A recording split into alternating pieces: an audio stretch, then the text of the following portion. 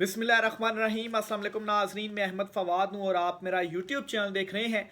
नाज़रीन, बड़ी खबर और ब्रेकिंग न्यूज़ के साथ आज की व्लॉग में आपकी खिदमत में हाजिर हुआ हूँ। सबसे पहले तो नाज़रीन, काजी के हवाले से एक बड़ी ब्रेकिंग न्यूज़ आपके साथ मैंने शेयर करनी है। ये कन्फर्म हो चुका है कि काजी वाकई पैसे लेकर फैसले देते थे। मामला क्या है, अहम तरीन और एक्सक्लूसिव डिटेल्स हैं, वो आपके साथ मैं शेयर करूँगा। बड़े सबूत सामने आ गए हैं। शहबाज और काजी डील की एक वीडियो भी सामने आई है, जिसमें वाज़े तौर पर सुना जा सकता है कि अपने हक में फ़ैसले लेने के लिए शहबाज शरीफ जो हैं वो काजी को क्या डील दे रहे हैं। अहम तरीन एक्सक्लूसिव डिटेल्स आपके साथ शेयर करूंगा।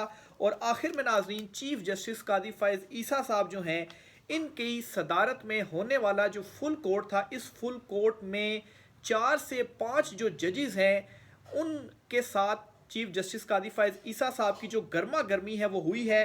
क्या जो अल्फाज थे उनका तबादला हुआ, क्यों जजेस ने जो 6 जजेस थे हाई कोर्ट के, इनको हीरो करार दिया, और इसके ऊपर चीफ जस्टिस कादी फ़ाइज़ ईसा का रद्द अमल क्या था, इस पर भी अहम तरीन और एक्सक्लूसिव डिटेल्स हैं, वो भी आज की व्लॉग में आपके साथ शेयर करूंगा।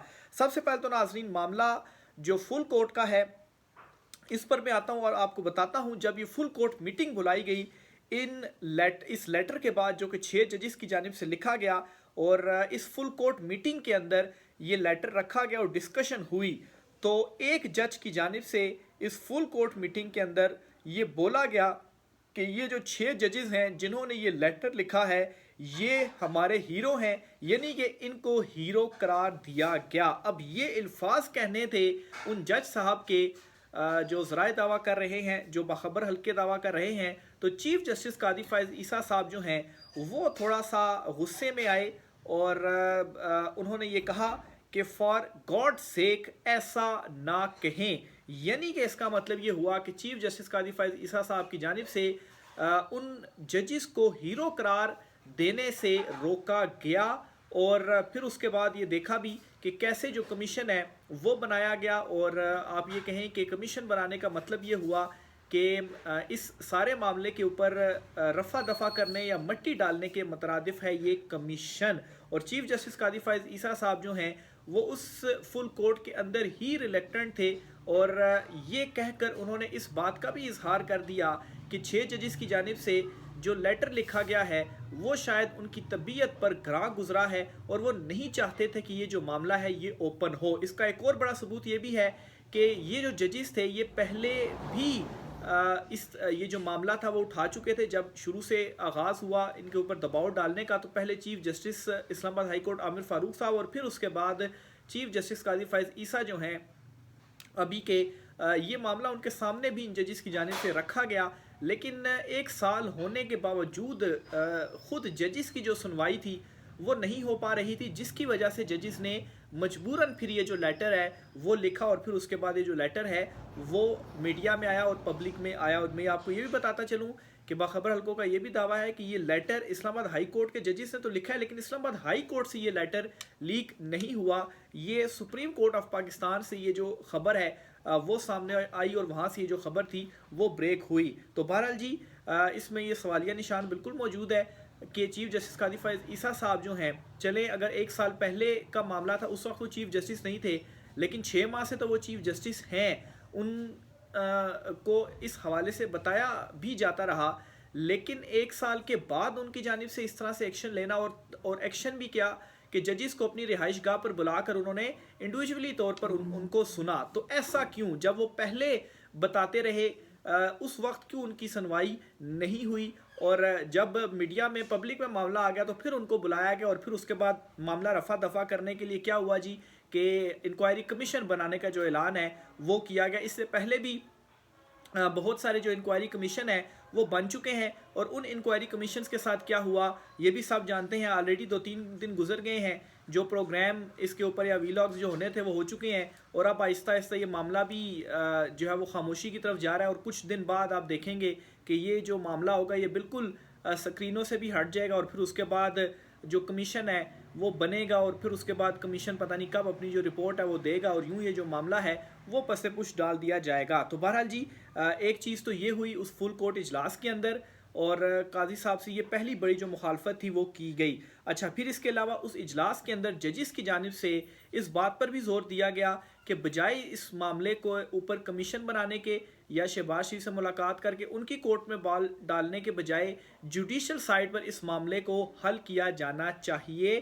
لیکن اس کے باوجود چیف جسٹس قاضی فائد عیسیٰ کی جانب سے سارا معاملہ جو ہے وہ شہباز شریف کے سپرد کر دیا گیا، اور وہ شہباز شریف، وزیراعظم شہباز شریف یا منتخب وزیراعظم شہباز شریف جن کے اوپر چارج شیٹ لگائی ہے ان 6 ججز نے، وہی اس معاملے کی اب جو تحقیقات ہیں انہی کے انڈر ہوں گی۔ تو یہ جی عجیب ایک منطق ہے اور عجیب و غریب سا فیصلہ ہے۔ بہرحال جی، اس کے علاوہ جو ججز تھے انہوں نے شہباز شریف سے جو ملاقات چیف جسٹس قاضی فائز عیسیٰ کی جانب سے کی گئی، اس ملاقات کے اوپر بھی اعتراض کیا گیا اور یہ بھی کہا کہ یہ ملاقات نہیں کرنی چاہیے تھی، اور جو الزامات لگائے گئے ہیں ان الزامات کے اوپر سپریم کورٹ جو ہے وہ خود کوئی جوڈیشل سائٹ پر ایکشن لے، یعنی کہ فل کورٹ بیٹھ جانا چاہیے تھا، یا یہ ہو جانا چاہیے تھا کہ لارجر بینچ بنا دینا چاہیے، اوپن کورٹ میں اس کی جو سماعت تھی وہ ہوتی، پبلک کے سامنے میٹر آتا، تاکہ چیزیں جو تھیں ایکسپوز ہوتی اور یوں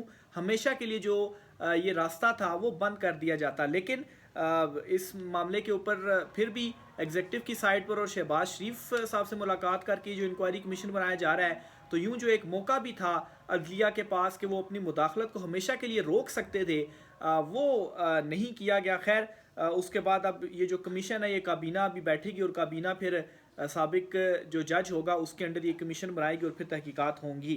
پھر اسی طریقے سے جی جو خط لکھنے والے ججز ہیں ان کے حوالے سے باخبر جو حلقے ہیں وہ یہ بھی دعویٰ کر رہے ہیں کہ خط لکھنے کے بعد جوڈیشل سائٹ سے بھی ان ججز کے اوپر جو دباؤ تھا وہ کافی سارا آیا۔ اب جوڈیشل سائٹ سے ان پر دباؤ آنے کا مطلب کیا جوڈیشری کے اندر سے بھی کوئی یہ نہیں چاہتا تھا کہ یہ لیٹر لکھا جائے، اور اسی وجہ سے وہ دباؤ ڈال رہے تھے کہ بس لیٹر جو ہے وہ نہ لکھیں، اور پھر اب آپ اگر کڑیاں تھوڑی سی ملائیں تو یہ لیٹر اگر یہ جو معاملہ تھا اگر 1 سال سے چل رہا تھا تو وہ کون تھا جس نے 1 سال تک اس معاملے کو دبائی رکھا، اس معاملے کے اوپر کوئی پیش رفت نہیں ہوئی، اور پھر جب ابھی یہ لیٹر سامنے آئے تو تب بھی دباؤ ڈالا گیا ان ججز کے اوپر جوڈیشری والی سائٹ سے بھی، اور پھر اس کے بعد ایٹ دا اینڈ جو کچھ ہوا انکوائری کمیشن بنانے کا جو فیصلہ ہے وہ یوں ہی معاملہ رفع دفع کرنے کے ہی مترادف ہے۔ تو یہ تو جی فل کورٹ میٹنگ کے حوالے سے کچھ مزید جو چیزیں ہیں وہ سامنے آئی ہیں۔ دوسری طرف ناظرین، جو ججز ہیں، جو قاضی ہیں، وہ پیسے لیتے ہیں، اس سے یہ اب ثابت بھی ہو گیا ہے، اور ماضی میں بھی اس کی جو مثالیں ہیں وہ اس وقت تو خیر سامنے نہیں آئی تھیں جب یہ سارا معاملہ ہوتا رہا، لیکن اس کے بعد بہت ساری کتابیں لکھی جاتی رہیں۔ ایک کتاب کا حوالہ دے کر میں آپ سے چیزیں شیئر کروں گا، اور ابھی جو کچھ ہو رہا ہے یہ بھی وقت کے ساتھ ساتھ آپ دیکھیں گے کہ بعد میں یہ جو کتابیں ہیں ان معاملات کے اوپر بھی آئیں گی اور مزید چیزیں جو ہے وہ ایکسپوز ہوں گی۔ بہرحال جی، یہ ایک کتاب کا میں آپ کے سامنے حوالہ دینا چاہتا ہوں جی۔ یہ سابق ڈائریکٹر انٹیلیجنس اور سابق آئی جی پولیس سندھ اور پنجاب حاجی حبیب الرحمان ہیں، انہوں نے یہ کتاب لکھی ہے، اور اس کتاب کا نام ہے کیا کیا نہ دیکھا۔ اس کتاب میں وہ یہ انکشاف کرتے ہیں کہ وہ لکھتے ہیں جی کہ ایک جج دونوں پارٹیوں سے پیسے لیتا تھا لیکن فیصلہ انصاف پر کرتا تھا، ہارنے والے کے پیسے واپس کر دیتا تھا۔ اب ناظرین دیکھیں کہ کتنی انفارچونیٹ سی یہ بات ہے کہ ایک قاضی جس کو بٹھایا گیا انصاف کی کرسی پر انصاف کرنے کے لیے، تو وہ کیا کرتا جی کہ دونوں پارٹیوں سے پیسے لے لیتا اور فیصلہ وہ انصاف پر کرتا، اور جو ہارنے والی پارٹی تھی اس کے جو پیسے تھے وہ واپس کر دیتا۔ یعنی کہ انصاف مطلب خود کو سیٹسفائی کرنے کا بھی کیا طریقہ تھا جی کہ انصاف میں نے کرنا ہے لیکن دونوں پارٹیوں سے پیسے لینے، اور ہارنے والی کو ہم نے جو پیسے ہیں واپس دے دینے، اور جو جیتنے والی پارٹی ہوگی اس نے جو پیسے دیے ہوئے ہیں وہ میں نے اپنے پاس رکھ لینے ہیں۔ تو یہ کردار جوڈیشری کے اندر موجود ہیں، اور اس قسم کا جو کردار ہے وہ ادا کیا جاتا رہا ہے، اور اس کے اوپر یہ جو پوری کتاب ہے وہ لکھی گئی ہے۔ اس پر میں نے جو حوالہ ہے وہ بھی آپ کو دیا ہے۔ اس کتاب میں مزید بھی بڑے اہم انکشافات کیے گئے ہیں، وہ بھی آپ کے سامنے میں رکھتا ہوں جی۔ اور اس میں مزید آگے چل کر یہ لکھتے ہیں جی کہ کیا آپ لندن جا رہی ہیں؟ میں بھی لندن جا رہا ہوں۔ اس نے جواب دیا، آپ جتنی مرضی کوشش کر لیں، میں آپ کے قابو نہیں آ سکتی۔ جنرل ضیاء الحق نے یہ جانتے ہوئے کہ انور شمیم کرپٹ ہے، اسے ایئر فورس کا چیف بنا دیا اور توسیع بھی دی۔ اس کی بیوی اپنا پرس کراچی بھول گئی۔ پرس لانے کے لیے جہاز خاص طور پر کراچی بھیجا گیا۔ نواز شریف نے ایم این ایس کے لیے سارے مالشیے جو ہے وہ ہالیڈے ان میں جمع کر لیے تھے۔ نواز شریف سے پہلے ان کے روحانی باپ جنرل ضیاء الحق نے لفافوں کی تقسیم کا سلسلہ شروع کر دیا تھا۔ کچھ ایڈیٹروں کو جنرل ضیاء میرے بھائی جنرل شعیب یا ادھر نام تھوڑا سا مٹا ہوا بہرحال کے ہاتھ لفافہ بھیجا کرتے تھے۔ تو یہ کچھ جرنیلوں کے حوالے سے بھی انہوں نے انکشافات کیے جی۔ مشرف کے ساتھ نواز شریف کی ڈیل میں مجیب نظامی اور میں شامل تھے۔ جام صادق کو نصرت بھٹو نے باسٹرڈ کہا، جس پر جام صادق نے پلٹ کر جواب دیا، جی اماں آپ درست کہہ رہی ہیں۔ پاکستان سٹیل ملز کا چیئرمین عثمان فاروقی ہر ماہ زرداری کو 1 کروڑ پہنچاتا تھا۔ نواب آف کالا باغ کو شراب اور دعوت سے نفرت تھی۔ نور جہاں کے فون پر بھی ٹیپ لگائی گئی مگر جلد ہٹا دی گئی کیونکہ وہ گندی گالیاں نکالتی تھیں یا مخاطب سے کہتی تھیں سونیا من مونیا۔ تو یہ اس طرح کے جو انکشافات ہیں جی وہ ہوئے ہیں۔ تو بہرحال جی یہ دیکھیں جو کردار ہیں یہ سارے ماضی کا حصہ اور اسی ملک کے اندر یہ ساری جو چیزیں ہیں وہ ہوتی رہی ہیں۔ اسی طرح سے ایک ویڈیو جو ہے وہ میں آپ کے سامنے رکھنا چاہتا ہوں اور یہ ویڈیو آج کل کافی وائرل ہے۔ بیسیکلی یہ ویڈیو شہباز شریف اور اس وقت کے ایک جج جسٹس ریٹائرڈ ملک قیوم جو ہیں ان کے درمیان ہے فون کال، اور اس میں شہباز شریف کیسے جو ڈیل ہیں وہ اس قاضی کے ساتھ کر رہے ہیں اور اپنے حق میں یہ فیصلے لے رہے ہیں۔ یہ بھی پروف کرتا ہے کہ واقعی جو قاضی ہے وہ پیسے لیتے ہیں اور پیسوں کے عوض یا ڈیل کے عوض جو ہے وہ جو فیصلے ہیں وہ کرتے ہیں۔ یہ آڈیو ذرا سنیے گا۔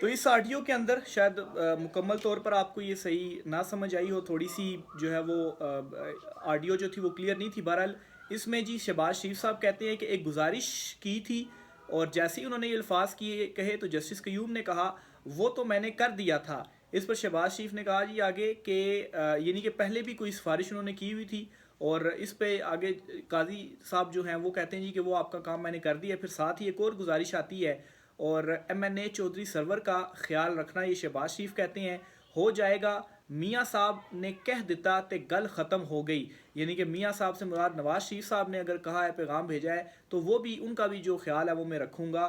یہ ایگزیکٹو اور عدلیہ میں پیار کی تاریخی کہانی۔ تو یہ عامر سعید عباسی صاحب ہے جی، انہوں نے اس معاملے کو جو ہے وہ ٹویٹ کیا ہوا ہے۔ تو یہ جی ایک دوسرا مکروہ کردار ہے عدلیہ کا جو کہ سامنے آیا ہے۔ آخر میں ناظرین آپ کو نجم سیٹھی صاحب ہیں ان کی جانب سے بڑا ایک اہم جو بیان آپ کہہ لیں یا اپنے جو شو کرتے ہیں اس میں گفتگو کی گئی ہے۔ انہوں نے کہا ہے جی کہ جوڈیشری بھی پرو اسٹیبلشمنٹ ہوئی پڑی ہے۔ جوڈیشری جو ہے وہ اس وقت پرو اسٹیبلشمنٹ ہے۔ ججوں کے بچے بھی پرو عمران ہیں اور ججوں کے جو بچے ہیں وہ پرو عمران ہیں۔ وہ گھر جاتے ہیں تو انہیں سننا پڑتا ہے کہ اب یہ ہو رہا ہے۔ تو یہ ایک اور جو ہے وہ بات کا اعتراف ہے جو عمران خان صاحب کہا کرتے تھے کہ ان کی جو فیملیز ہیں، ان کے جو بچے ہیں، وہی ان کے اگینسٹ اور ان کے گھروں سے یہ آوازیں نکل رہی ہیں۔ یعنی کہ جو جوڈیشری یا ججز جو سارے ہیں یا جتنے بھی وہ پرو اسٹیبلشمنٹ ہے اس وقت، لیکن ان کی جو فیملیز اور بچیز وغیرہ ہیں وہ اس وقت پرو عمران خان ہے۔ تو اس وقت جو کچھ بھی ہو رہا ہے یا جو جوڈیشری جو بھی کر رہی ہے اس پر ان کو سوالات فیس کرنا پڑتے ہیں۔ تو یہ نجم سیٹھی صاحب ہیں، انہوں نے بھی اس معاملے کے اوپر بڑا جو انکشاف ہے وہ کر دیا ہے، اور عمران خان صاحب تو بہت پہلے سے یہ جو بات ہے وہ کیا کرتے تھے۔ رائے کا اظہار کیجیے گا۔ آج کے ولاگ سے اتنا ہی، اجازت دیجیے، اللہ حافظ۔